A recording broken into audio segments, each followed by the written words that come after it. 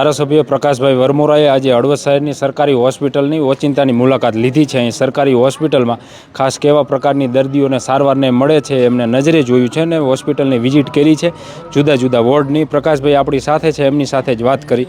પ્રકાશભાઈ, હોસ્પિટલની ઓચિંતાની મુલાકાત લીધી તમે, જુદા જુદા વોર્ડમાં ને એમાં ફર્યા, દર્દીઓ સાથે વાત કરી, ડૉક્ટરો સાથે વાત કરી, શું લાગે હોસ્પિટલની સ્થિતિ?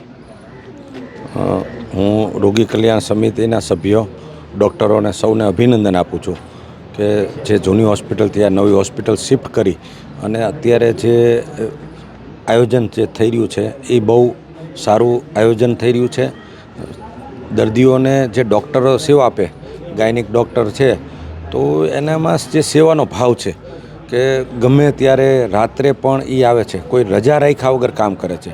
એટલે ડૉક્ટરોને પણ હું સેવાને બિરદાવું છું। સાથે જે તમે મને થોડા સમય પહેલાં સર્કિટ હાઉસમાં બેઠા હતા અને તમે જે કીધું હતું કે અહીં પંખા અને એસી હોય તો દાતાશ્રીઓ અશ્વિનભાઈને અને 2 એસી વિપુલભાઈએ પંખા આપી દીધા અને 4 એસીઓના દાતા। એટલે આજે અહીં મેં જોયું બહેનોને જે તકલીફો પડતી હતી એ દૂર થઈ છે। એટલે આપણે ટોટાલિટીમાં જે હોસ્પિટલ આજે પંડિત દીનદયાળ ઉપાધ્યાયનો જન્મદિવસ હતો એટલે સવારથી સેવા કાર્યોમાં બધા જોડાયેલા હતા, તો આજે અહીં પણ મેં વિઝિટ કરી છે। નવી હોસ્પિટલ એક ટૂંકમાં બિલ્ડિંગ મંજૂર થયું છે। ઘણી વખત આ ભાદરવા મહિનામાં ને એમાં રોગચાળાનું એનું પ્રમાણ વધુ હોય એટલે અહીં જે બેડ છે તો એ બેડ તૂટી પડતા હોય છે, મતલબ કે પૂરા નથી પડતા હોતા। આવી મહિનો દોઢ મહિનો આવી સ્થિતિ ઉદ્ભવે છે। નવી હોસ્પિટલનું એક બિલ્ડિંગ પણ મંજૂર થઈ ગયું છે એટલે કેટલાક દિવસમાં બને એવું છે। નવું બિલ્ડિંગ મંજૂર થઈ ગયું છે। પહેલાં 7 કરોડ રૂપિયાનું હતું, પછી 17 કરોડનું હતું, પણ હળવદનો જે રીતે વિકાસ થઈ રહ્યો છે અને હળવદને આપણે બધાએ જે નગરપાલિકામાંથી જે 15-20 વર્ષમાં મહાનગરપાલિકાની કલ્પના છે, તો આગામી કોઈપણ આયોજન કરી 25-30-40 વર્ષના સાપેક્ષમાં કરવું જોઈએ।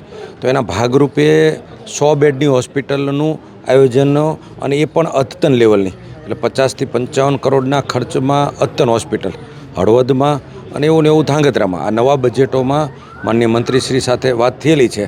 તો એ આ બંને હોસ્પિટલો એ લેવલની અહીં બનાવવાની, જેથી કરીને આગામી 25-30 વર્ષ સુધીમાં કાંઈ જે સિટી લેવલે પ્રશ્ન આવવા જોઈએ અને ઉપરથી અહીં જે હાઈવેની નજીકનું આ સેન્ટર છે એટલે નો કરે નારાયણને ક્યાંય અકસ્માતે કંઈક બન્યું હોય તો વધુ પેસેન્જરોને ક્યાંક રાખવા પડે ઇમરજન્સીમાં તો પણ એ કામમાં આવે, એ દૂરંદર્શીથી અહીં પ્લાન કરી રહ્યા છે। આ સભ્યશ્રી દ્વારા અમારી વચ્ચે એવો વિચાર મૂકવામાં આવ્યો કે આપણી પાસે પૂરતી સ્પેસવાળું બહારનું દવાખાનું છે, તો આ હળવદ શહેરના જે દર્દી નારાયણ છે તેને વધુ સુવિધા કેવી રીતે આપી શકાય એ બાબતની કાયમ ચિંતા ધારાસભ્યશ્રી અને સંસદ સભ્યશ્રી અને આખું સંગઠન કરી રહ્યું હતું। તે દરમિયાન આ જે હોસ્પિટલમાં અત્યારે આપણે ઉપસ્થિત છીએ ત્યાં શિફ્ટિંગનું થયું, ડૉક્ટરશ્રીઓ દ્વારા પૂરો સહકાર મળ્યો। આજે હળવદમાં કહી શકાય કે રોજે 650 કરતાં વધારે દર્દી નારાયણો અત્યારે લાભ લઈ રહ્યા છે। દર્દીઓને પૂરતી સહાય મળી શકે, પૂરતી સેવા મળી શકે। માનનીય પ્રધાનમંત્રીએ કીધું છે કે આરોગ્ય ખૂબ જરૂરી છે અને આરોગ્ય વિષયક જે સેવાઓ છે એ અતિ આવશ્યક છે, તો એને માનનીય ધારાસભ્યશ્રીના માર્ગદર્શન હેઠળ અમે સુચારુ રીતે લોકોને આપવા માટેનો પ્રયાસ કરી રહ્યા છીએ।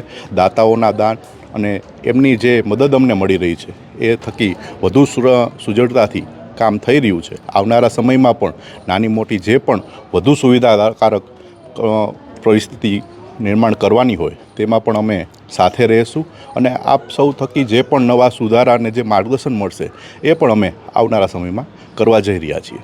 હું doctor Ashwin Adroja, superintendent sub district hospital Halvad. આજે ધારાસભ્યશ્રી અને આરકે રોગી કલ્યાણ સમિતિના બધા સભ્યોએ દવાખાનાની મુલાકાત લીધી, દવાખાનાના બધા વોર્ડ, બધા ડિપાર્ટમેન્ટ બધું જોયું। ધારાસભ્યને સૂચન મુજબ અગાઉ વોર્ડમાં થોડુંક કન્જેશન હતું અને પેશન્ટને ગરમીને એવું થતું હતું, તો 4 એસી અને 20 પંખા મુકાઈ ગયા છે। ફેસિલિટી ધીમે ધીમે વધતી જાય છે। તેમજ અત્યારે આપણે દર સોમવારે વેક્સિનેશન ચાલુ છે, તેમજ આવતા 15 દિવસમાં સોનોગ્રાફી ડિપાર્ટમેન્ટ પણ ચાલુ થઈ જશે। ગાયનેક ડિપાર્ટમેન્ટ ફૂલ ટાઈમ ચાલુ છે. અત્યારે આજની તારીખે 131 ડિલિવરી થઈ છે અને આ મહિનામાં, અને ટોટલ ટૂંકમાં 150ની આસપાસ 150+ ડિલિવરી થઈ જશે. ગાયનેક ડિપાર્ટમેન્ટ ફૂલ ચાલુ છે. પીડિયાટિક ડિપાર્ટમેન્ટ પણ સવારને સાંજે ઓપીડી અને ઇમરજન્સી ચાલુ છે. એના સિવાય 24/7 મેડિકલ ઓફિસર, નર્સિંગ સ્ટાફ અને લેબોરેટરી બધા 24 કલાક હાજર હોય છે.